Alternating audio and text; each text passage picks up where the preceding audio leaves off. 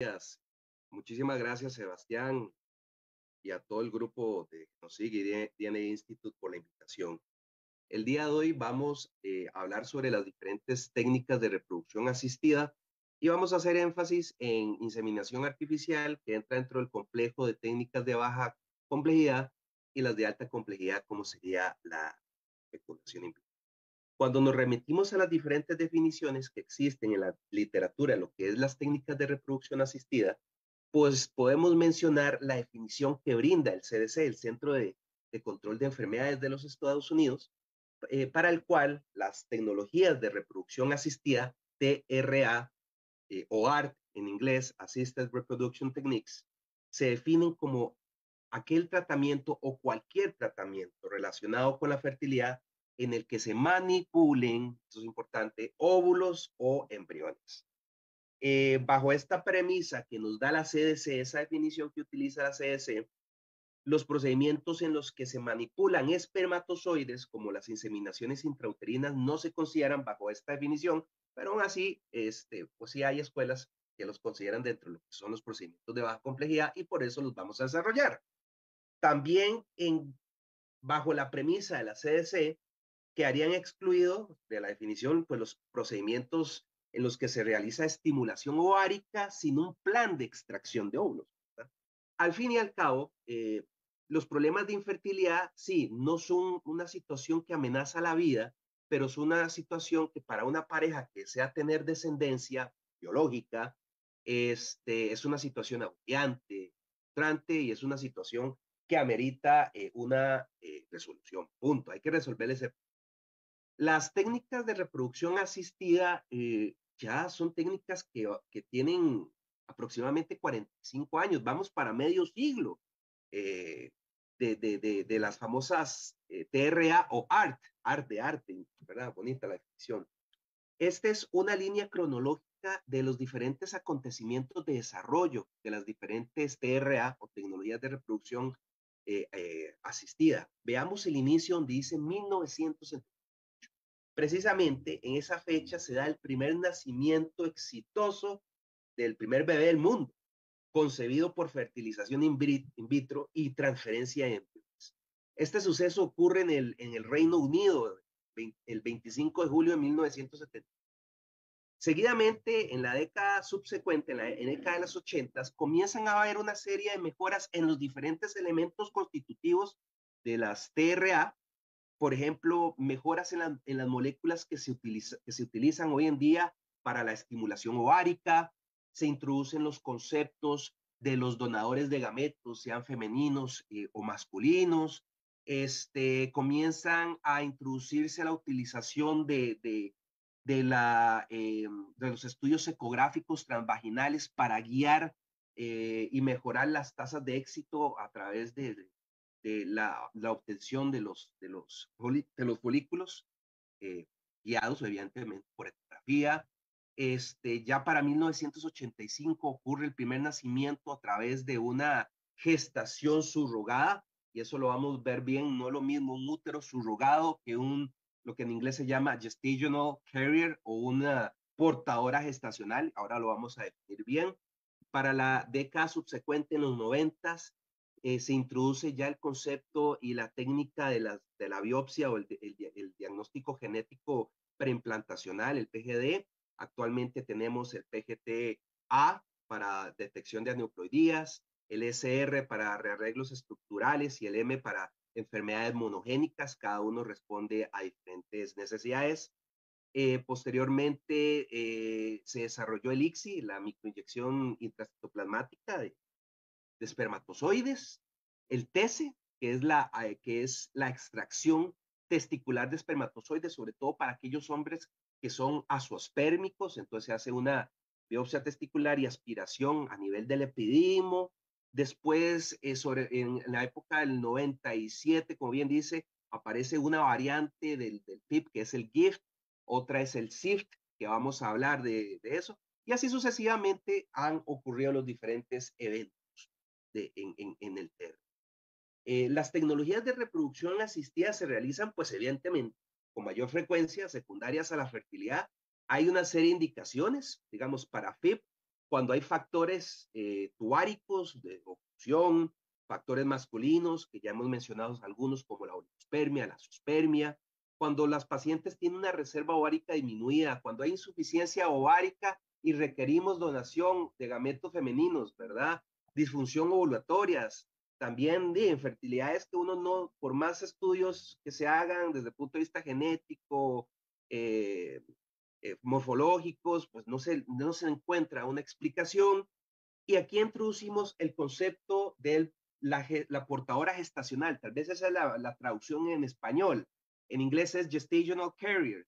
No lo mismo un gestational carrier que un útero subrogado. En el útero subrogado, la mujer que lleva el producto de la concepción, ese producto de la concepción tiene la mitad de la información genética es de esa mujer que la lleva, ¿verdad? Y la otra, pues evidentemente, es del padre, ¿verdad? Biológico. Entonces, en el útero subrogado, la madre que porta o lleva ese embarazo sí lleva pues parte del material genético en ese embrión, mientras que los gestational carriers o las portadoras gestacionales son mujeres que están embarazadas o que se les implanta un embrión y que llevan a término ese embarazo hasta la gestación. El detalle es que en los gestational carriers, estas mujeres no, no portan su información genética al embrión que se, eh, que se implanta. Entonces, tener en cuenta esos conceptos del gestational carrier y el útero subrogado,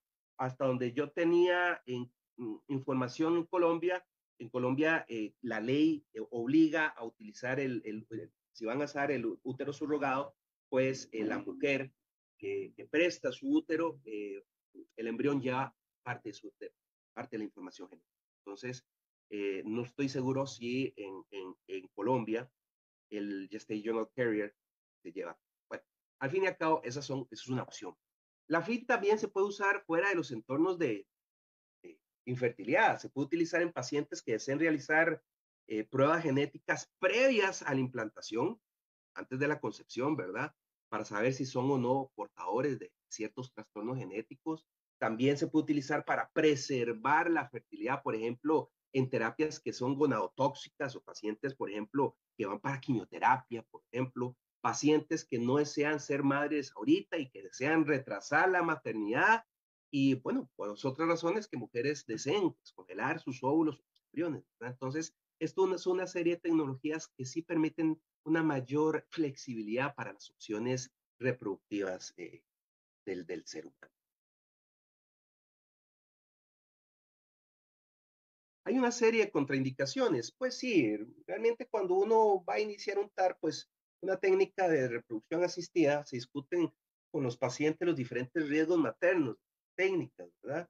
Sí hay ciertas condiciones maternas, ¿verdad?, que forman parte de las contraindicaciones, particularmente lo que son condiciones cardiopulmonares, o sea, pacientes que tienen una hipertensión pulmonar, una insuficiencia cardíaca, sí son condiciones relativamente contraindicadas para el embarazo.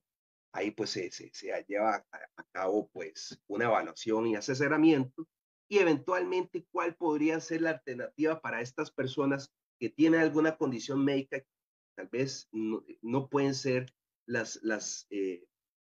digamos, los casos ideales para un embarazo con este tipo de tecnologías, pues una alternativa, evidentemente, pues es utilizar un gestational carrier, una portadora gestacional, como pueden ver en la imagen a mano derecha. Podrán ver que se utiliza el gestational carrier, no el producto de la concepción no lleva material genético de ella, ¿verdad? Simple y sencillamente se implanta el embrión de dos padres que aportan su material. Y bueno, la verdad es que uno es un sobreviviente en la evolución, porque para llegar a fecundar un óvulo hay que superar una serie de elementos eh, estructurales, desde que el semen y el espermatozoide ingresa a la vagina, hay una serie de elementos que tenemos que vencer, el moco cervical, los espermatozoides tienen que atravesar la vagina, el moco, el cervix, el útero, atravesar las trompas de falopio Y aún así, no necesariamente el hecho de haber vencido esas barreras naturales significa que va a ocurrir la fecundación, porque tiene que ocurrir una serie de procesos que vamos a llamar capacitación espermática, y es un concepto que ahorita vamos a desarrollar. Los espermatozoides tienen que madurar desde el punto de vista estructural y desde el punto de vista de movilidad para llegar a tener una capacidad fecundativa. Eso es lo que se conoce como capacitación espermática, y ese proceso se vive a lo largo del trayecto que tienen que recorrer los espermatozoides hasta que fecundan los óvulos. Eso es lo natural. En las técnicas de reproducción asistida lo que hacemos es emular lo que ocurre en todo este trayecto desde vagina, útero y trompas de falopio en un laboratorio, y ahí es donde hablamos de la capacitación espermática, pero ya ahorita lo vamos a desarrollar. Entonces, efectivamente, uno no puede comprender los diferentes procedimientos del TRA o las técnicas de reproducción asistida sin tener un conocimiento de cómo es la embriología y el desarrollo.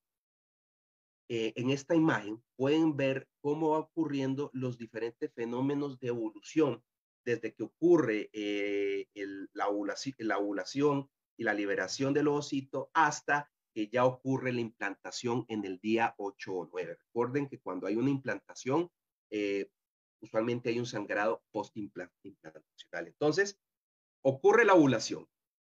Seguidamente viene el ovocito.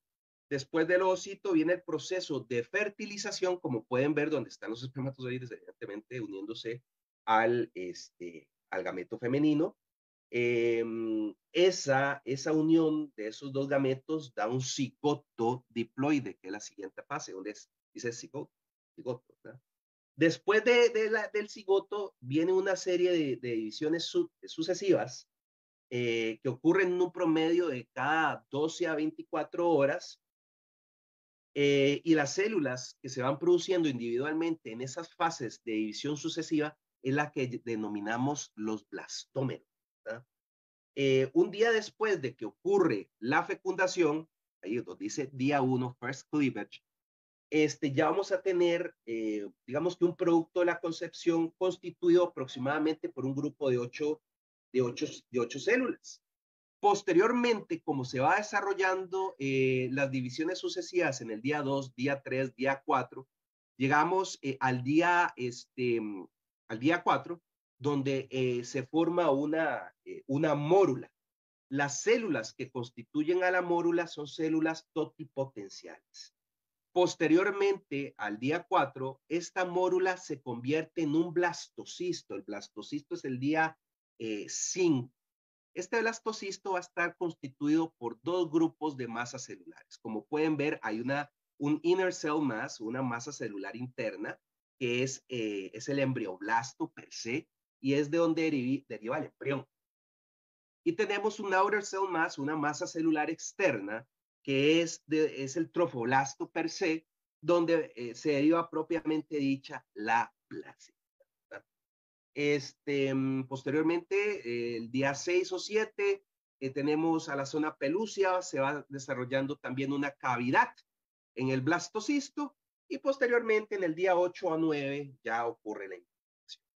Entonces, los diferentes avances en las técnicas de reproducción asistida, en los medios de cultivo que se utilizan para mejorar las tasas de éxito, se utilizan para tratar inclusive de que haya una mejor sincronicidad a la hora de hacer la transferencia del blastocisto para la implantación, y hablamos de la sincronicidad uterina y embrionaria. Y eso es muy importante porque eso es lo que nos va a permitir la selección de los embriones más viables, y lo que posteriormente va a radicar en mejoras en las tasas de éxito de nacidos vivos, ¿verdad? Recordar que el desarrollo embrionario se extiende desde la fertilización, que ocurre en la semana 2, o sea, el día 14, después de la ovulación, hasta más o menos la semana 10, ¿verdad? De la semana del embarazo.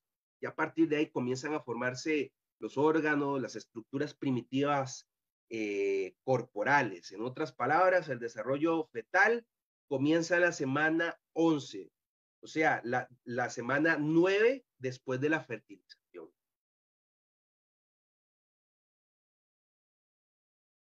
Entonces, como les había mencionado, a pesar de la definición del CDC, nosotros vamos a hablar de que tenemos técnicas de baja y alta complejidad. Pues de baja está el coito programado, la capacitación espermática, la inseminación artificial, bueno, la congelación de semen, y los de alta complejidad, donde está la fecundación in vitro y la inyección intracitoplasmática de espermatozoides, el ICSI.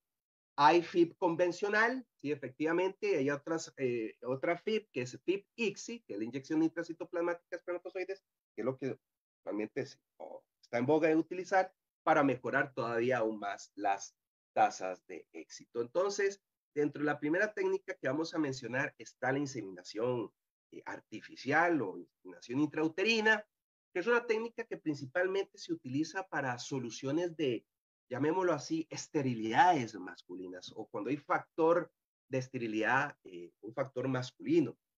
Esto pues evidentemente está asociado a aquellos individuos que, digamos, hay ausencia total de espermatozoides a su espermia, o por ejemplo individuos que tienen cantidad muy baja de espermatozoides, oligospermia, otra serie de alteraciones o alteraciones de los espermatozoides, teratospermia, ¿verdad? Entonces evidentemente lo que se hace es saltarse toda esa etapa de migración de los espermatozoides para depositar la muestra seminal directamente en el útero. ¿Por qué? Porque pueden haber otra serie de elementos que pueden traer consigo una disminución en la fertilidad. Por ejemplo, pueden haber anticuerpos antiespermatozoides o anticuerpos en el moco cervical que vuelven o convierten ese tránsito en un ambiente hostil para los espermatozoides.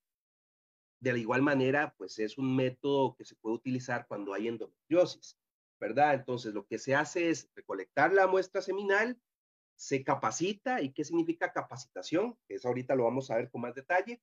La capacitación básicamente lo que trata de hacer es concentrar mejor los espermatozoides y de esta manera, pues, mejorar la cantidad de espermatozoides móviles progresivos que se van a depositar a nivel intrauterino. Aún así, la inseminación artificial y eso es, o inseminación intrauterina, es importante mencionarles que es incapaz de llegar a concebir un niño de aquellas parejas donde el hombre tiene un escaso número de espermatozoides, o sea, para la zoospermia no es lo ideal, ¿verdad? Pero es una opción. Para hombres azospérmicos, lo ideal es recurrir a la FIP, a fecundación in vitro, y idealmente complementada con la ICSI, con la inyección intracitoplasmática. Entonces, hablemos de lo que es la capacitación espermática. Fíjense en la imagen. Tenemos el testículo. En el epididimo, ahí es donde ocurre un proceso de maduración espermática. Ahí, en esa estructura, ahí es donde se almacenan los espermatozoides que eventualmente se van a eyacular. Ocurre la eyaculación y los espermatozoides llegan a la vagina. Pasan de la vagina al cérvix, al útero y a las trompas de falopio, donde ocurre una capacitación espermática. Realmente la capacitación espermática es un proceso que se vive desde el momento en que los espermatozoides llegan a la vagina hasta el momento en que ocurre la fecundación. Es una serie de procesos que permiten la maduración estructural y de movilidad del espermatozoide. Si ustedes se dan cuenta en esa imagen, es sencilla, pero que nos explica mucho lo que voy a decir, es que, si se dan cuenta, la cantidad de espermatozoides que llegan a la vagina no es la misma cantidad de espermatozoides que llegan a la trompa de falopio, ¿verdad? Si se dan cuenta, ¿verdad? Entonces, recordemos que la capacitación espermática a nivel natural se vive en todo ese tránsito, desde la vagina hasta la trompa de falopio, y es lo que permite adquirir la capacidad de fecundación del óvulo, con cambios a nivel estructural y de movilidad que le permiten al espermatozoide atravesar la capa del ovocito. Acuérdense que el ovocito tiene una capa, una membrana muy gruesa, y el espermatozoide tiene que ser capaz de penetrar esa membrana. Para eso tiene que tener una serie de cambios, ¿verdad? Una vez que el espermatozoide ha adquirido esa capacitación espermática o maduración, puede fusionarse con el óvulo y dar lugar al embrión, pero previo a eso no, ¿verdad? Entonces, este fenómeno que estamos viendo en la imagen es el fenómeno que ocurre naturalmente a lo largo del tracto reproductor femenino. ¿Y qué es lo que hacemos en laboratorio? En laboratorio imitamos in vitro lo que sucede in vivo, ¿verdad? O sea, vamos a hacer una serie de técnicas para llevar a cabo la captación espermática. O sea, lo que sucede en vivo lo vamos a replicar en in vitro, ¿verdad? Todo este proceso natural se lleva a cabo desde que el espermatozoide entra en contacto con los diferentes fluidos del aparato reproductor femenino, ¿verdad? Hay dos cambios principales en los que tienen que llevarse a cabo para que se suscite la capacitación espermática. Esos cambios son la reacción acrosómica y la hiperactivación espermática. Son dos cambios que suceden al mismo tiempo, no es que van sucediendo independientemente, ¿verdad? Acordémonos que el espermatozoide, vean la imagen a mano izquierda donde está el espermatozoide, la cabeza, el polo cefálico. En el polo cefálico encontramos el acrosoma. El acrosoma es una estructura que tiene una serie de enzimas que le permiten al espermatozoide la introducción o la penetración a través de esa membrana gruesa del ovocito. Conforme se va diluyendo el polo cefálico, se expone el acrosoma y se liberan esas enzimas. Esa reacción acrosómica es la que permite esta liberación y esas enzimas son necesarias para atravesar la zona pelúcida, que es esa membrana gruesa. De la misma manera que va ocurriendo la reacción acrosómica, va ocurriendo el otro elemento importante para la capacitación espermática, que es la hiperactivación espermática. ¿Y qué es eso? Básicamente es un componente de cambio en la movilidad de los espermatozoides. Los espermatozoides, antes de llegar al ovocito, el movimiento de ellos es rectilíneo principalmente, pero cambian a un movimiento oscilante caracterizados por impulsos muy fuertes dados por el segmento cefálico del espermatozoide. Eso es lo que se conoce como la hiperactivación espermática. Entonces, conforme se va liberando las enzimas del acrosoma, va cambiando también el movimiento del espermatozoide de un movimiento rectilíneo a un movimiento oscilante, con movimientos fuertes de la cabeza.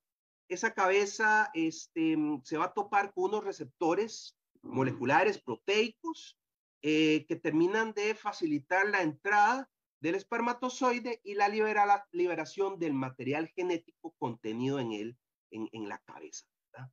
Y ahí es donde ocurre después ya la fecundación y viene la formación de los pronúcleos al día siguiente, que es el indicativo desde el punto de vista embriológico que vamos por buen camino para la fecundación, ¿verdad? Entonces eso es muy importante. La capacitación espermática dada por la reacción acrosómica y la hiperactivación espermática. Ahora bien, la capacitación espermática no ocurre al mismo tiempo en todos los espermatozoides cuando son expulsados de la eyaculación. Algunos espermatozoides, cuando llegan a toparse con el ovocito, ya habrán completado este proceso y otros no lo habrán completado. Entonces, pues aquellos espermatozoides que ya han completado esta capacitación espermática son los que tienen mayor posibilidad de lograr la fecundación, ¿verdad?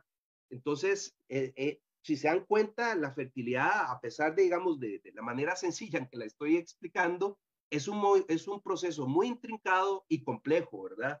Y una serie de procesos de sinergias que tienen que suceder al mismo tiempo para que realmente ocurra una fecundación.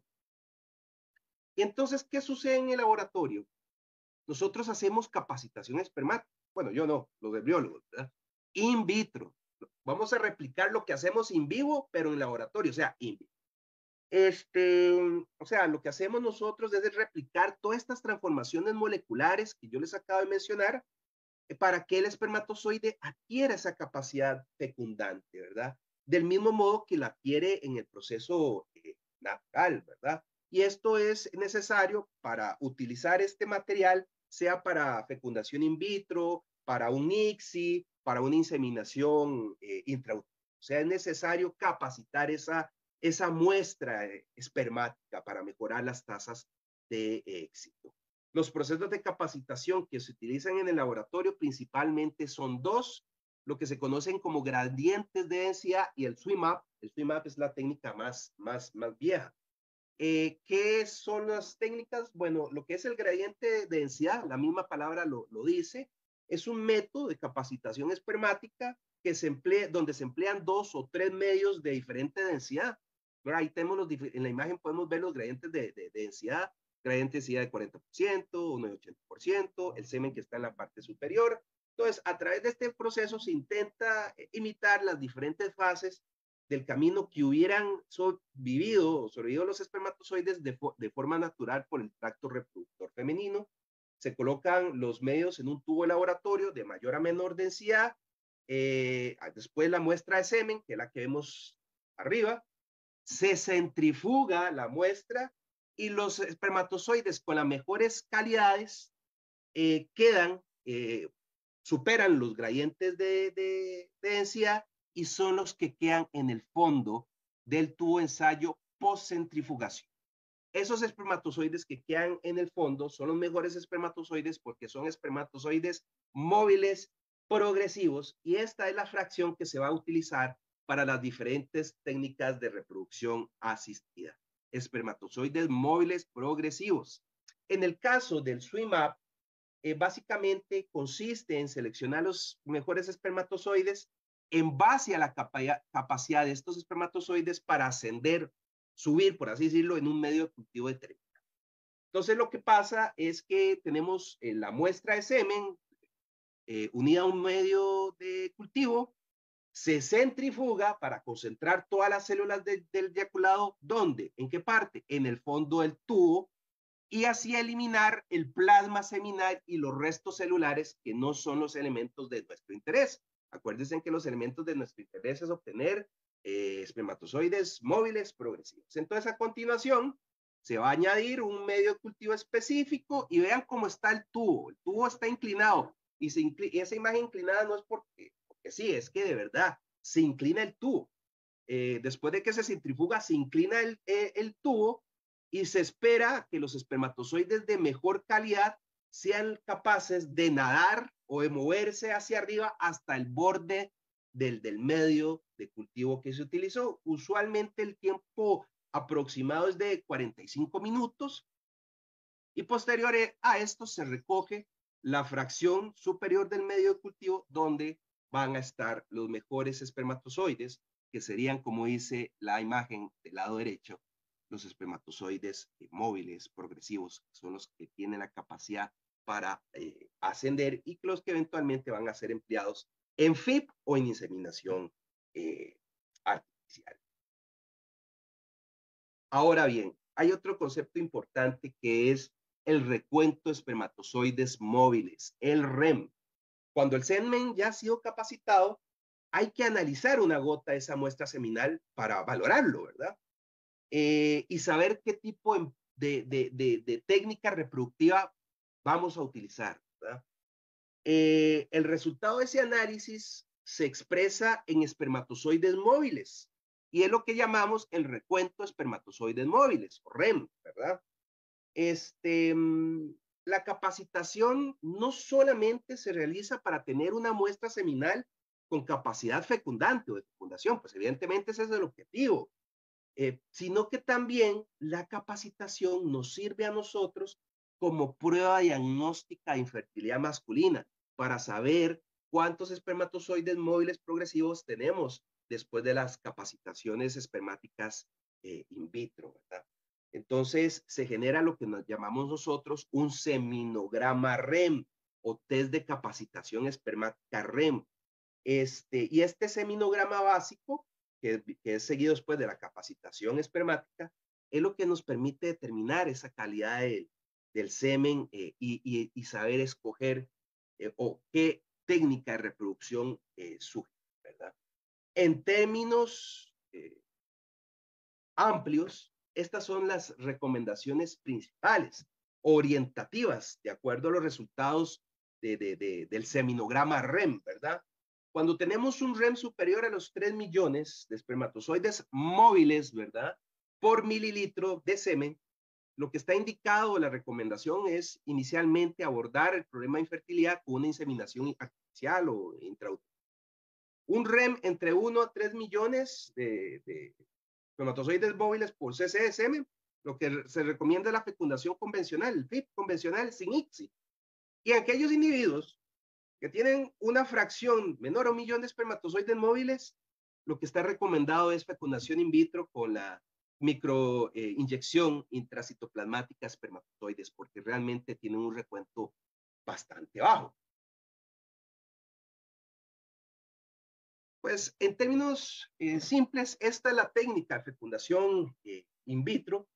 Recordar que la técnica de fecundación in vitro sí necesita una serie de moléculas que estimulen la capacidad ovulatoria, ¿verdad? Para estimular múltiples óvulos y mejorar la posibilidad de tener eventualmente embriones que lleguen al día 5 para poderse implantar. Entonces, pues en la imagen A, esa misma, en la imagen A tenemos pues la ecografía de un ovario que no ha sido estimulado. Ahí es la flechita, vemos un folículo antral pequeño. Acordémonos que es necesario estar tamizando a los pacientes con ecografías porque es el parámetro que nos va a permitir definir si ya los folículos están listos para la aspiración. Posteriormente, en la imagen B, otra ecografía, ya pueden ver que hay un cambio morfológico. Aquí se muestra folículos con medidas mayores.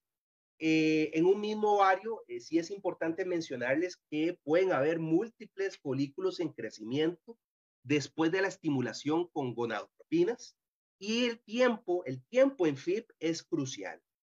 Los ovarios se van evaluando con ecografías vaginales para controlar el desarrollo de los folículos ováricos. Eso se acompaña de análisis hormonales o diferentes muestras sanguíneas para ver la respuesta a la estimulación ovárica.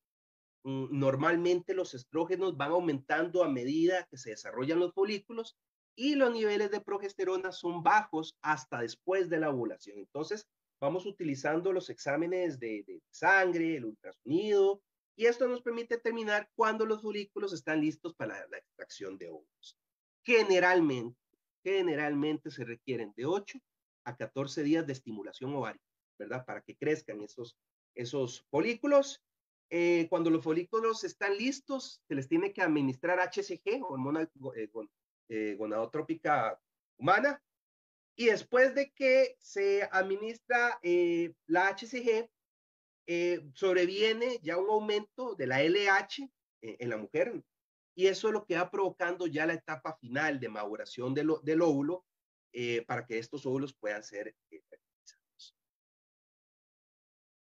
Aquí tenemos una imagen de folículos ováricos estimulados por medicaciones de estimulación ovárica para que vean el tamaño y el cambio de un folículo antral que no había sido hiperestimulado a otros que ya evidentemente han tenido la estimulación. Después de la estimulación ovárica, pues lo que sucede pues es la extracción de los óvulos por una aspiración transvaginal. Esto es guiado por ecografía. Los óvulos se extraen generalmente antes de que ocurra la ovulación, entre 34 a 36 horas después de que se administra la HCG, la inyección de HCG. Se pueden aspirar o extraer múltiples óvulos sin ningún problema. En esta imagen tenemos ya un óvulo humano maduro, aspirado, en la imagen D.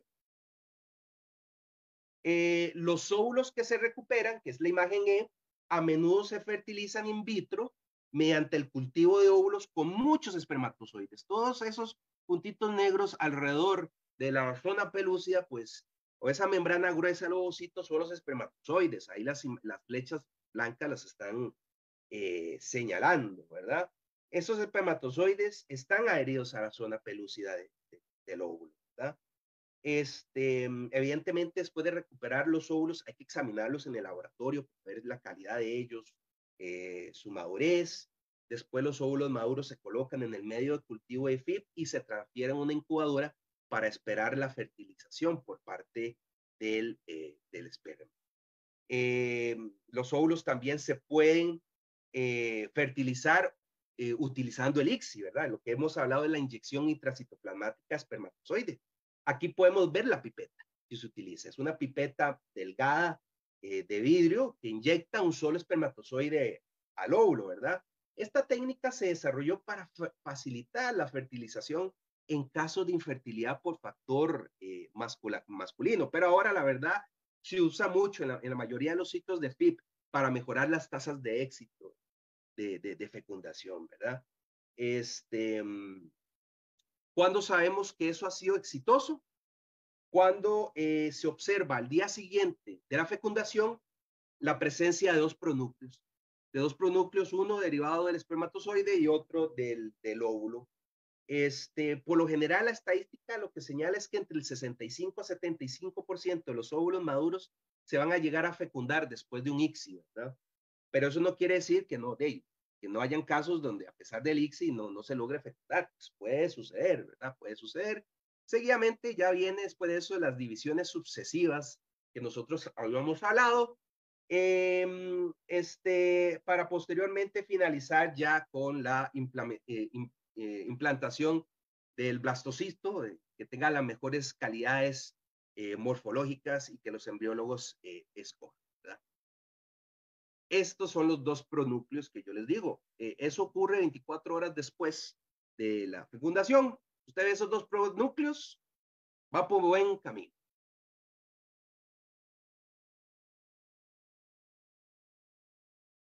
Esto pues es un resumen algo más esquemático de cómo ocurre la fecundación in vitro, lo que yo les explicaba del análisis ecográfico, de los análisis hormonales, de la estimulación ovárica, de cómo ocurre el proceso de maduración del ovocito, la extracción de esos óvulos, la fertilización que se da in vitro, simulando lo que ocurre a nivel in vivo de todo el condicionamiento y maduración espermática que hablamos, y así sucesivamente. Posteriormente, 2 semanas después de la implantación, se hace test de embarazo para ver si se logró lograr una implantación exitosa. Hay otra serie de variantes, ya casi para finalizar, de FIP. Acuérdense que yo les había hablado del GIFT en 1998. Aquí lo que nosotros vemos es una de esas variantes que es el GIFT. El GIFT es la transferencia intrafalopiana dentro de las trompas de falopio de gametos. Así es sencillo. Es similar a la FIP, pero los gametos, los óvulos espermatozoides, se transfieren directamente a las trompas de falopio de la mujer en lugar del útero. Y la fertilización sí ocurre en las trompas de falopio en lugar de que ocurran en el abdomen. Otra diferencia es que es necesaria la laparoscopía en estos procedimientos. Es un procedimiento quirúrgico porque se requiere transferir el esperma y el óvulo a las trompas. No hay otra, laparoscopía. Y sí es una opción solo para mujeres. Eso sí, hay un condicionamiento estructural y anatómico importante. El GIFT es una opción, pero solo para aquellas que tienen trompas de falopio viables, normales, aquellas que no tienen una oclusión, por ejemplo, que no tienen endometriosis, que dificultan, pues evidentemente, el tránsito del espermatozoide y el producto de la concepción, el embrión a través de todo el tránsito de las... Esa es el condición. Algunas parejas sí pueden considerar el GIFT por razones religiosas, efectivamente, por relaciones religiosas, porque los óvulos no se fertilizan fuera del cuerpo. Uno puede pensar que eso no es mayor problema bioético, pero hay ciertas personas que por sus creencias religiosas prefieren los métodos más próximos a lo natural. Entonces es una opción para personas que, digamos, por cuestiones religiosas no desean utilizar métodos in vitro, ¿verdad? De laboratorio.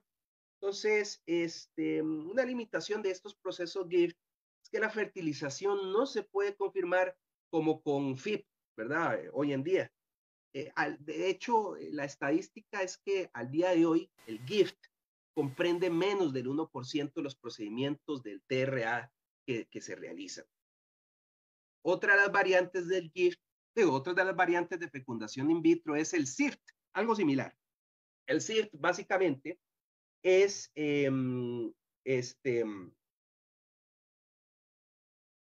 es otro procedimiento donde lo que se transfiere son los cigotos, ¿verdad? No se transmiten los gametos directamente, sino ya los cigotos. Esta técnica difiere de GIFT en que la fertilización es in vitro, así se lleva a cabo en el laboratorio en vez de llevarlo a cabo en la trompa de falopio. Pero es similar en que el óvulo fertilizado se transfiere a la trompa en lugar del útero, ¿verdad? Nada más que el recorrido va a ser de mayor longitud. También este procedimiento requiere de la paroscopía, evidentemente, ¿verdad? Al igual que GIFT, estos variantes alternantes de FIV, o sea, el SIFT, también representan menos del 1% de estas técnicas de reproducción asistida, ¿verdad? Ya, pues, evidentemente, con las técnicas de fecundación in vitro, ICSI y todo lo que se ha refinado, pues nos dan unas mejores tasas de éxito, no tenemos que, digamos, hacer estos procedimientos que son más invasivos, ¿verdad? Las tasas de éxito del GIFT y el SIFT viene siendo alrededor del 25, máximo 30% principal. Muchas gracias por su atención.